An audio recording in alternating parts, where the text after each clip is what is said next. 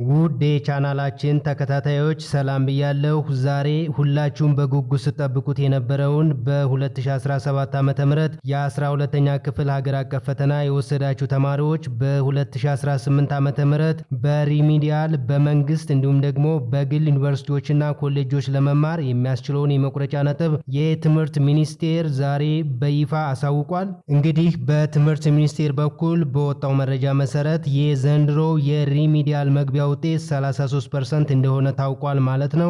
ይሁን እንጂ በጣም በርካታ ተማሪዎች በመቁረጫ ውጤቱ ዙሪያ እንዴት ተወዛገባችሁ በኮሜንት ላይ ጠይቃችሁናል። እንግዲህ የሪሚዲያል መቁረጫ ነጥብ በግል እንዲሁም በመንግስት ለመማር ሁለት አይነት የመቁረጫ ነጥብ ነው የሚለቀቀው። ስለዚህ በዚህ ቪዲዮ ሚኒስቴሩ ያወጣውን መቁረጫ ነጥብ በሁለት ዋና ዋና ክፍሎች ከፋፍዬ በዝርዝር የምነግራችሁ ይሆናል ማለት ነው። የመጀመሪያው በመንግስት ዩኒቨርሲቲዎች በነፃ የሪሚዲያል ፕሮግራም ለመማር የሚያስፈልገውን ነጥብ ሲሆን ሁለተኛው ደግሞ በግል ኮሌጆችና ዩኒቨርሲቲዎች በራሳችሁ ወጪ ለመማር የተቀመጠውን ዝቅተኛ ነጥብ የምነግራችሁ ይሆናል ማለት ነው። እንግዲህ ይህ መረጃ ቀጥታ ከትምህርት ሚኒስቴር በኩል የተገኘ በመሆኑ ትክክለኛና የተረጋገጠ ነው ማለት ነው። እንዲሁም ለተጨማሪ መረጃዎች የሚኒስቴሩን ኦፊሻል ዌብሳይት መከታተል ትችላላችሁ። ስለዚህ ግራ እንዳትጋቡና ሙሉ መረጃዎች እንዲታገኙ እስከ ቪዲዮ ፍጻሜ ድረስ አብራችሁ እንድትቆዩ አሳስባለሁ። ከሰዓታት በኋላ ደግሞ በጣም ወሳኝ መረጃ በዚህ ቻናል ላይ ስለምንለቅ መረጃዎችን ስለቅ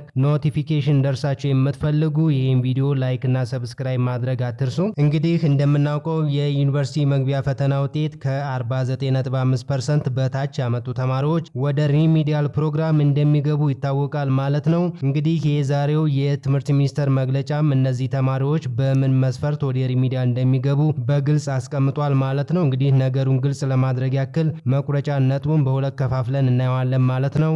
የመጀመሪያው በግል ወጪ ወይም ደግሞ ሰልፍ ስፖንሰርድ ሆናችሁ እየከፈላችሁ ለምትማሩ ተማሪዎች በትምህርት ሚኒስቴር መግለጫ መሰረት በግል ኮሌጆችና ዩኒቨርሲቲዎች ክፍያ እየከፈላችሁ የሪሚዲያል ፕሮግራሙን መከታተል ለምትፈልጉ ተማሪዎች የተቀመጠው ዝቅተኛው የመግቢያ ነጥብ 33% ነው ማለት ነው።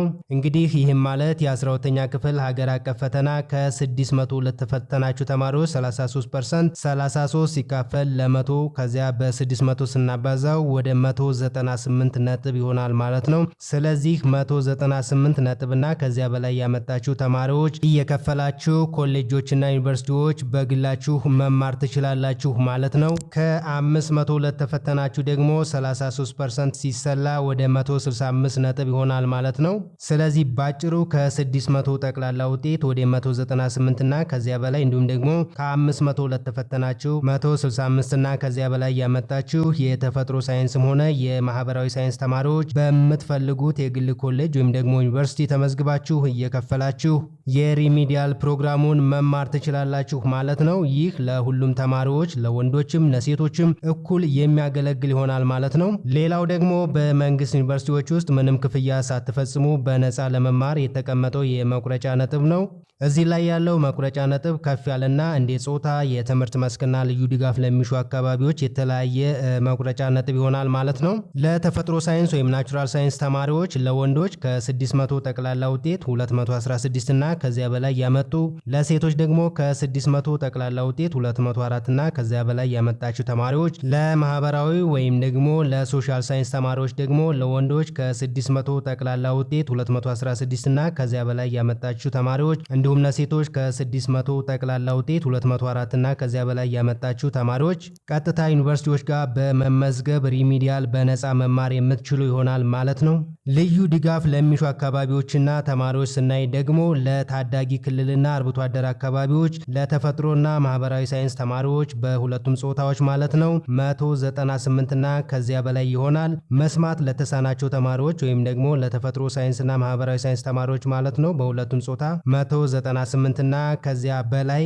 ማየት ለተሳናቸው ተማሪዎች ደግሞ ለተፈጥሮ ሳይንስም ለማህበራዊ ሳይንስ ተማሪዎች ለሴቶችም ለወንዶችም 165 እና ከዚያ በላይ ያመጡ ተማሪዎች በዩኒቨርሲቲ ተመድበው ሪሚዲያልን በነፃ መማር ይችላሉ ማለት ነው። ስለዚህ ከዚህ ላይ የምታዩትን ከላይ የተዘረዘሩትን የመቁረጫ ነጥቦች ያመጣችሁ ተማሪዎች በመንግስት ዩኒቨርሲቲዎች ተመዝግባችሁ የሪሚዲያል ትምህርታችሁን በነፃ መማር ትችላላችሁ ማለት ነው። እንግዲህ ለማጠቃለል ያክል ከ600 ተፈትናችሁ ውጤታችሁ 198 እና ከዚያ በላይ ከሆነ ወይም ደግሞ ከ500 ተፈትናችሁ ውጤታችሁ 165 እና ከዚያ በላይ ከሆነ ምንም አይነት ሌላ መስፈርት ሳያስፈልጋችሁ በግል ተቋም አከፍላችሁ የሪሚዲያል ተማሪ መሆን ትችላላችሁ ማለት ነው። በዩኒቨርሲቲዎች በነፃ ለመማር የሚያስችል ውጤት ያመጣችሁ ተማሪዎች ደግሞ ከፈለጋችሁ ከፍላችሁ ኮሌጆች ላይ ወይም ደግሞ ዩኒቨርሲቲዎች ላይ መማር ትችላላችሁ። ከፈለጋችሁ ከፍላችሁ ኮሌጆች ላይ መማር የምትችሉ ይሆናል ማለት ነው። ነገር ግን ሌላ አስቸጋሪ ነገሮች ሊኖሩ ስለሚችሉ መጠንቀቅና ተጨማሪ መረጃዎችን ከትምህርት ሚኒስቴር ማጣራት ያስፈልጋል ማለት ነው። ሌላ ወሳኝ መረጃ ያለበት ቪዲዮ ሊንክ ኮሜንት ላይ የማስቀምጥላችሁ ይሆናል። በሊንኩ ገብታችሁ ቪዲዮ ማየት አትርሱ። የዩኒቨርሲቲ ምደባ መቼ እንደሆነ እንዲሁም ሌሎች እየደረሱን ያሉ አዳዲስ መረጃዎች አሉ። እነዚህ መረጃዎች ከሰዓታት በኋላ በዚሁ ቻናል ላይ የምናሳውቃችሁ ይሆናል። ቪዲዮውን ስለቅ እንደርሳችሁ የምትፈልጉ ደግሞ ይህን ቪዲዮ ላይክ እና ሰብስክራይብ ማድረግ አትርሱ። መልካም ጊዜ። ባይ ባይ።